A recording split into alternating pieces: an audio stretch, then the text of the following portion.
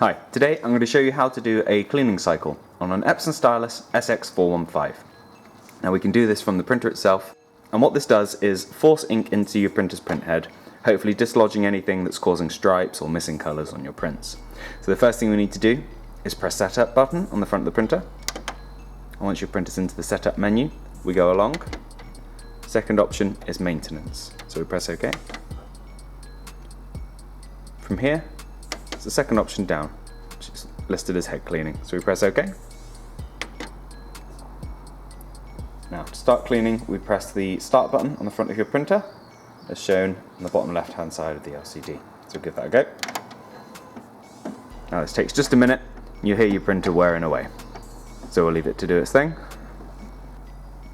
Now with the cleaning complete, your printer gives you the ability to do a nozzle check test pattern, which is what I would recommend doing, because this will break down the 4 colours given to you by your printer. You'll be able to see any lines or anything that's coming across the colours, and it's a much more reliable way to check the print quality of your machine rather than just going through your prints, because if there's an issue with a particular colour, it'll really be evident in that, and you can set about changing cartridges or whatever you need to do.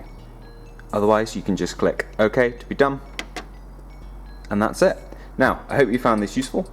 If you have, please do give us a like. If there's anything else you want to know, do let us know in the comments. Otherwise, thank you for watching, and I'll see you next time. Take care. Bye bye.